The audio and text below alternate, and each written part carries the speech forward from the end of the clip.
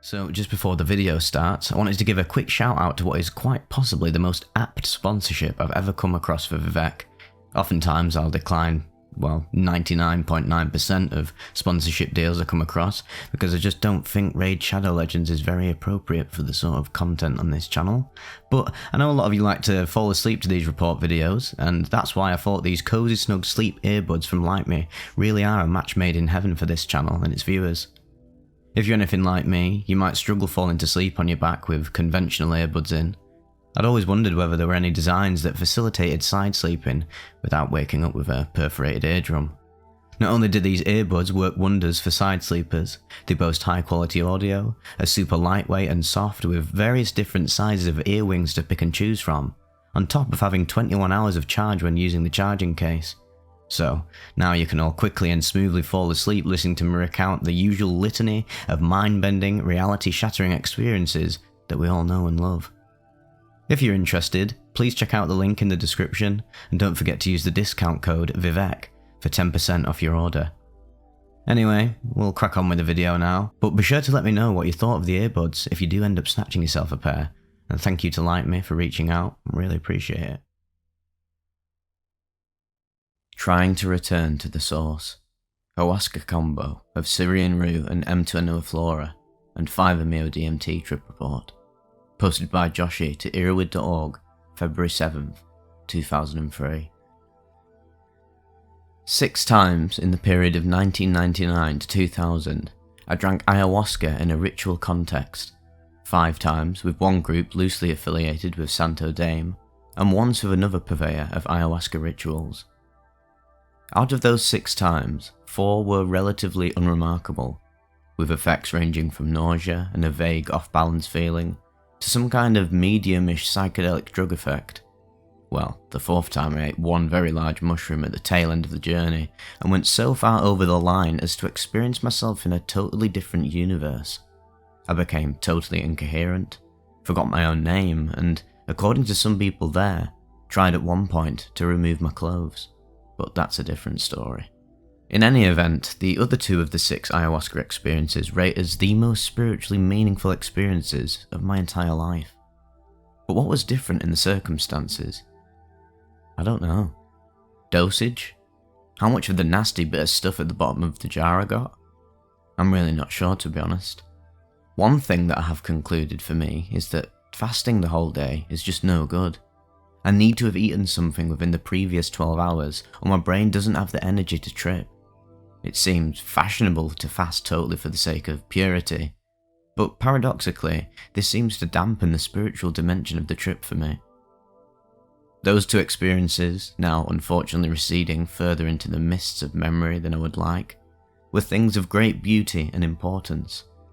I, who had gone into the ayahuasca ritual as a psychonaut looking for new trips, came out spiritually remade. I felt the very strong presence of entities, some associated with people who were in the room, some freestanding, and I felt the presence of an incredible, primordial love which existed just behind this reality. I remember sitting near the guitar players, staring at the candles in the middle of the room with tears streaming down my face. "It's so beautiful," I said to one of the leaders of the ritual. I had no idea that it could be so beautiful. The second of the good 2 experiences occurred in September 1999. Shortly thereafter, I moved out of the country, the Netherlands, where such rituals were available. For the subsequent 2.5 years, I did not drink ayahuasca. It seemed to me too spiritually powerful a substance to do outside of a ritual context, and despite my knowing some trippers, I didn't really feel like they were necessarily the right people to do it with. But enough time went by, and I really came to feel that I needed to reconnect with these spiritual energies of sorts. Surely, other psychedelics can bring one to similar spaces, but I find that ayahuasca is deeply special. There's nothing like it. Smoked NN-DMT is similar in certain regards, but mainly those being the strongest and most characteristic psychedelic effects, not the intensely spiritual ones, which take longer to develop than such a trip lasts. So, my friend S and I went up to my stepfather's house in Vermont last weekend to drink. I still refuse to do the substance in the confines of city dwellings. In a small house in the woods is better for me. though a church is really ideal. I'd prepared 27 grams of pea harmala by slow cooking and then boiling in an approximately 50-50 vinegar-water mix, and he had prepared about 2 ounces of M. hostilis root bark by boiling 5 times in lemon juice and water. 5 was a bit of an overkill, as the last boiling was basically clear. In preparation, we both took 1.2 grams of lecithin the night before the experience, and another 1.2 grams the morning of the experience, as is recommended in psychedelic shamanism to reduce nausea. We ate breakfast at around 11 AM and started our trip at 3. In general, I am a fan of tripping during the day so as to more greatly emphasize the various positive qualities, but I've come to believe that in fact the real work of an ayahuasca experience must be done after sundown. I feel that the darkness allows one to focus and mediate more fully on the spiritual aspects of the trip. So our starting time was, I guess, the first mistake. I think that while definitely a positive and powerful psychedelic experience, this ayahuasca trip still did not truly reach the heights of my previous ones, and I think the mistakes that we made were mainly logistic and dosage related ones.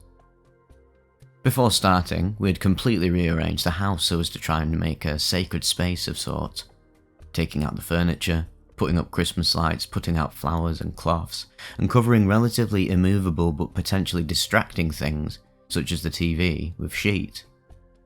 I will just say now that this aspect of preparation was an unqualified success. I have read trip reports of very difficult experiences with ayahuasca, but I've never myself seen one. And perhaps this is due to proper attention being given to the surroundings in which the trip was to take place. Certainly the chapel in which I used to drink was, well, perfect for the occasion. Anyway, one of the other first problems was determining the dose of harmala.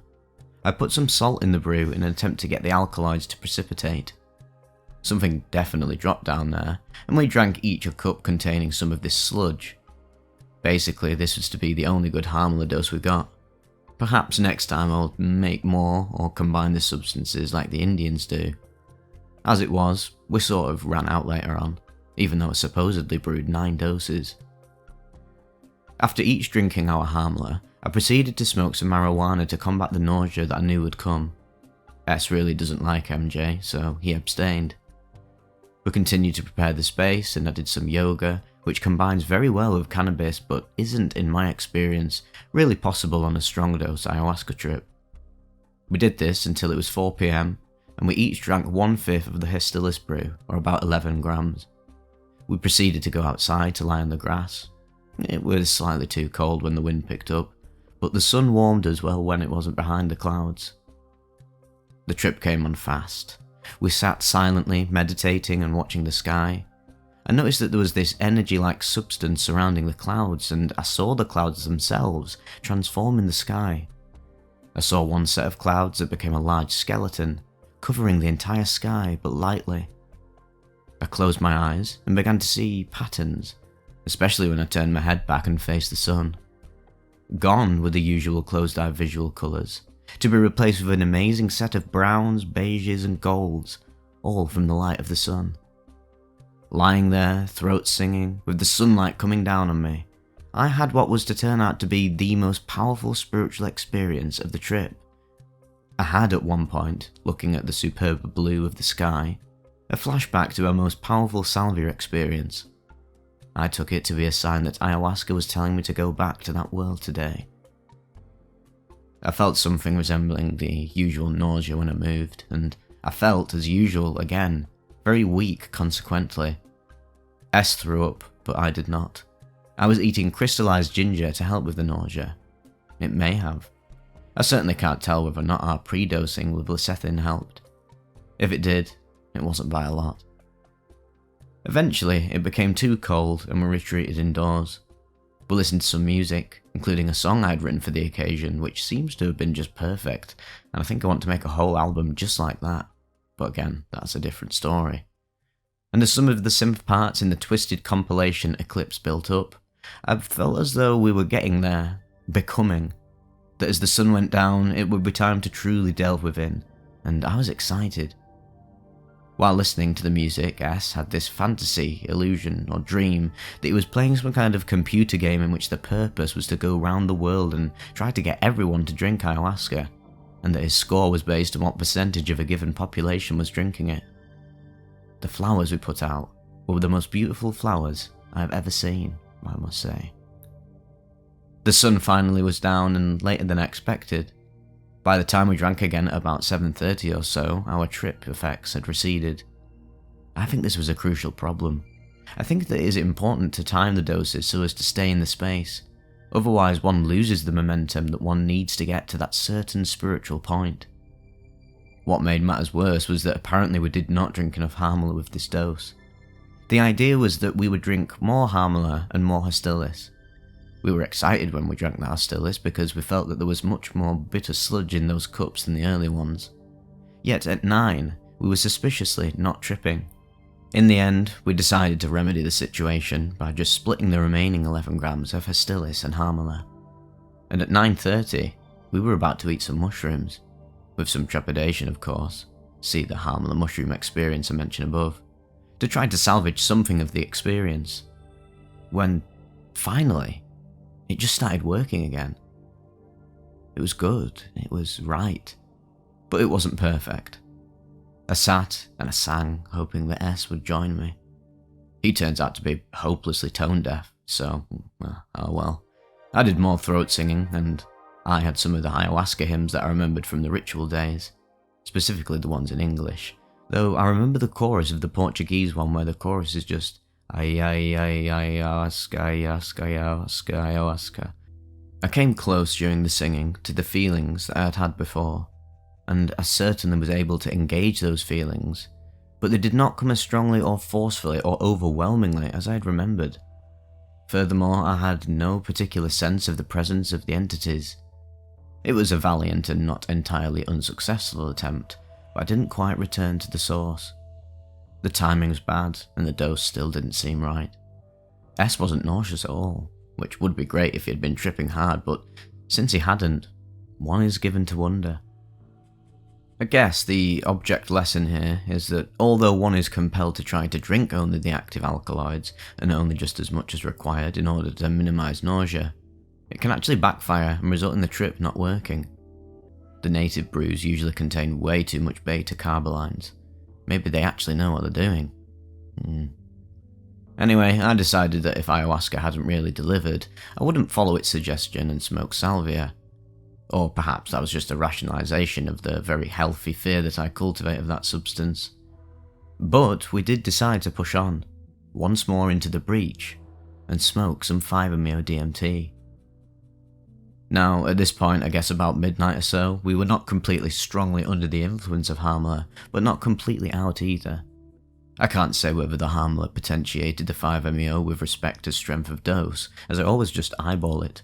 Note to readers, do not try this at home, or rather, if you do try eyeballing 5-MeO, realise that the process requires far, far less of the substance than you would imagine, and serious caution, especially if you are combining it with MAOIs, is in order.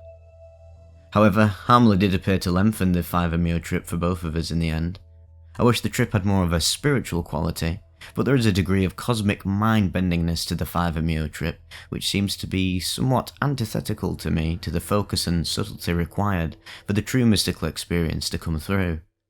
Nevertheless, it did certainly pack a certain degree of psychedelic wallop that seemed to be required at the time.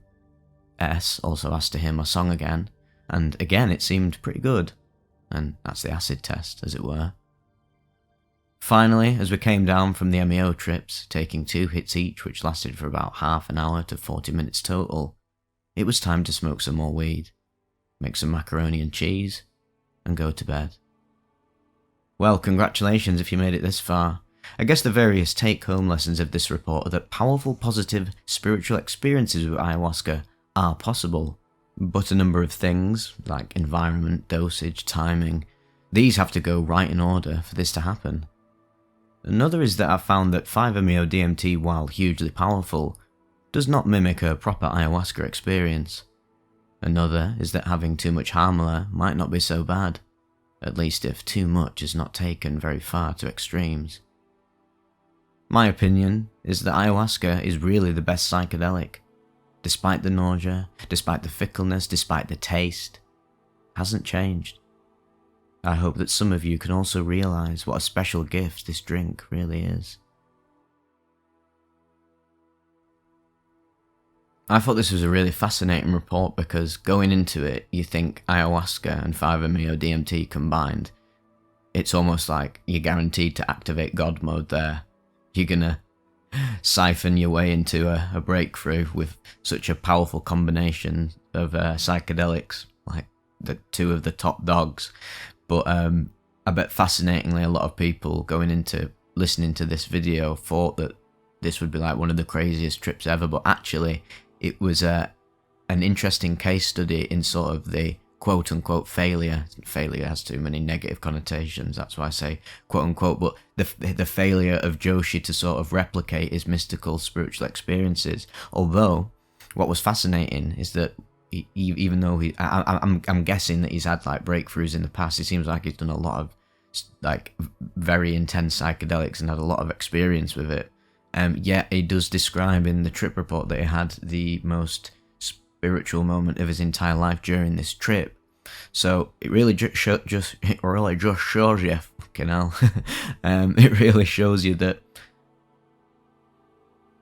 it's not a race to have a profound spiritual experience with these substances, or in any form of spirituality. Like, right, I've got to have the breakthrough. I've got to experience the total oneness of reality. I've got to go to the God infinity sort of state of consciousness to really get it.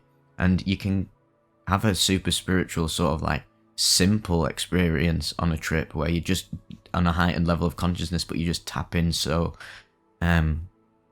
naturally, sort of. You just then use the psychedelic as a little bit of oomph, a little catalyst for you to really deeply tap into the beauty of spirituality and have a spiritual experience, but without the, say, ego dissolution, infinite collective consciousness awakenings that come with 5-MeO DMT and even with ayahuasca. So it really was interesting that this trip didn't turn out exactly like how he planned, but he still ended up obviously having quite the positive experience in the end, even though he was a bit disappointed with it. There's also a lot of interesting takes by him regarding the set and setting for ayahuasca. I've actually never done ayahuasca, but obviously I'm very much familiar with the fact that it's synonymous with shamanic settings. These rituals can be seriously affected by the energy of it, the surroundings. This goes for all like psychedelic trips, but ayahuasca seems super interlinked with the environment as well. So in a sense, I guess it even though he did go out of his way to cover up all the distractions and sort of make this like perfect setting, it still didn't just break him through. Like, he was obviously sort of desiring to break through, but it just for some reason didn't happen, which is just crazy. The fact that he combined, well, not combined, but took ayahuasca and then took 5-MeO DMT later. I was like, whoa, this Joshi guy, this sort of links into the conundrum of trip reports that you have to deal with when you're navigating all these people's experience. Like, who is Joshi's like? Who is Joshi like? What's his consciousness like? What's his brain chemistry like? What's he like biologically speaking? Like, we're also wired up differently, that we're privy to the psychedelic experience in ways we wouldn't even.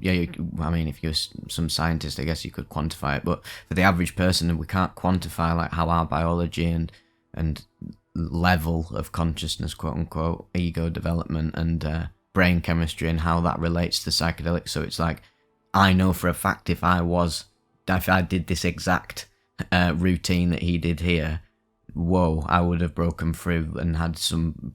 I'd have had like the most insane, beyond human, ego dissolution, God consciousness experience, and that's just because I'm sensitive to psychedelics and I've had a different journey. So we all react to these substances and spiritual, mystical experiences in a very different way, and some of us are more receptive to it.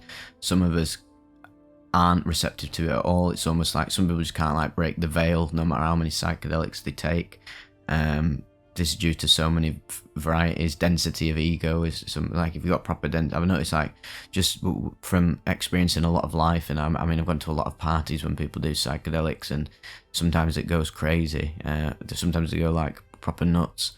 They've been doing psychedelics for ages, and I relate to this because I did this exact same. Just taking psychedelics recreational all the time, and it's like, but you just it just feels like this drug that makes you feel much smarter and more aware, with like a funky feeling to it, and it's mainly for recreation. But then there's a point where the density of ego gets dissolved with the more psychedelics you do, and eventually that can then result in like a chaotic ego death at, say, like in a bad setting, like at a party. Like I guess how it happened to me when I was at that rave in the Curry Mile.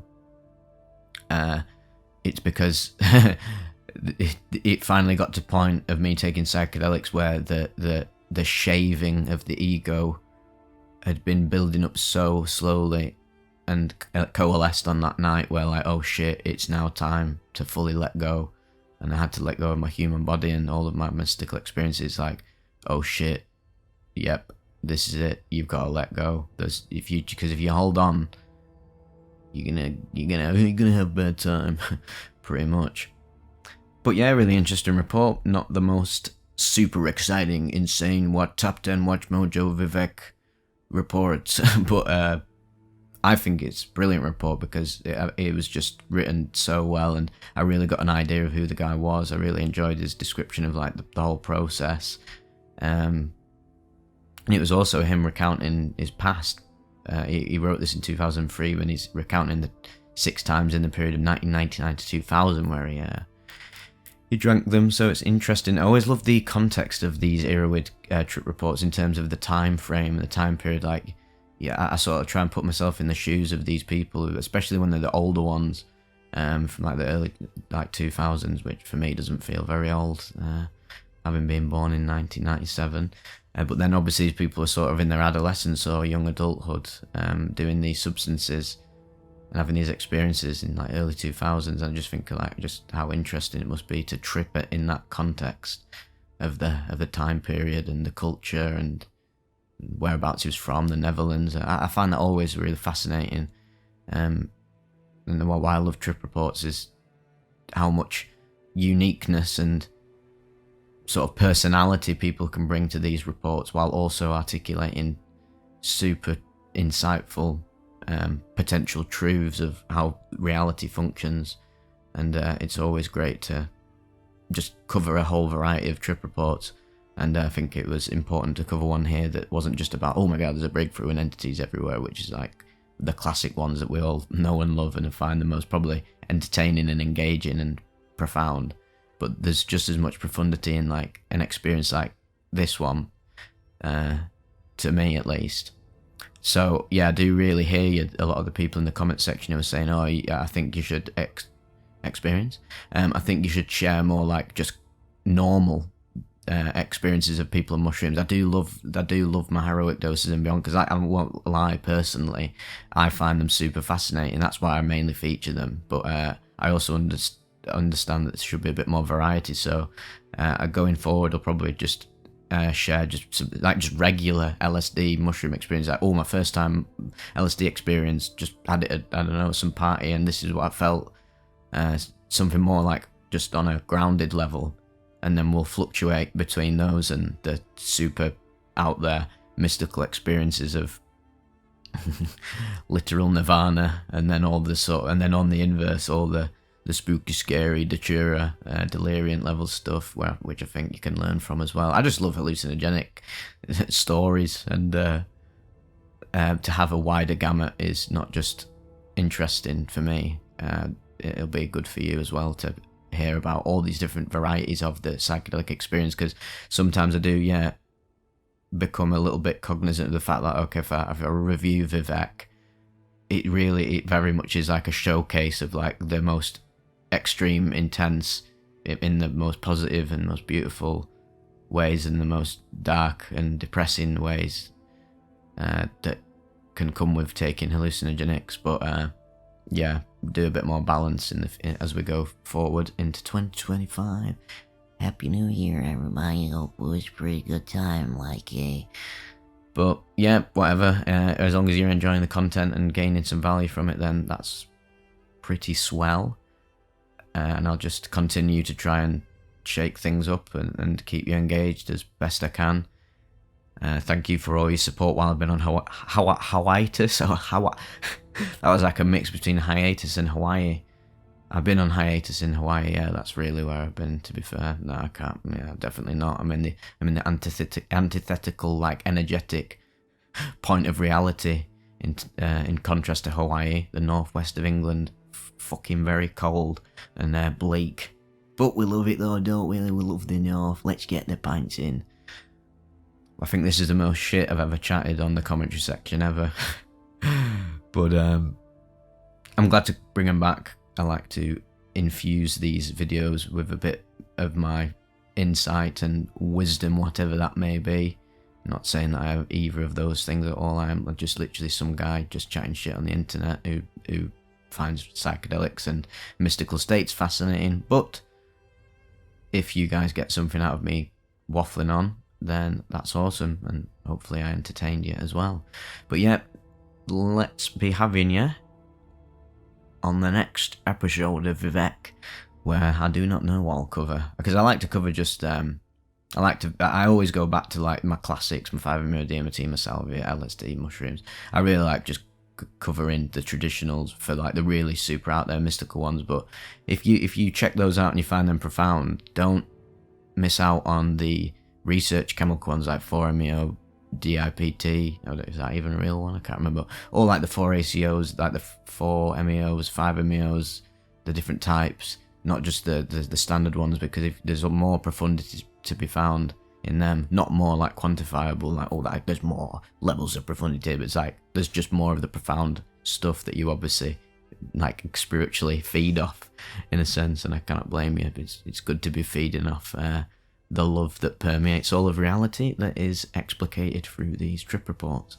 So, yep, anyway, I will see you on the other side, and hopefully won't be too long till the next video. Been managing to get this out just in the confines of my limited data, having some troubles getting the internet sorted at my new house. It keeps getting delayed, yada yada, but I always find a way. So, yep, hope you enjoyed this one, and I'll see you later.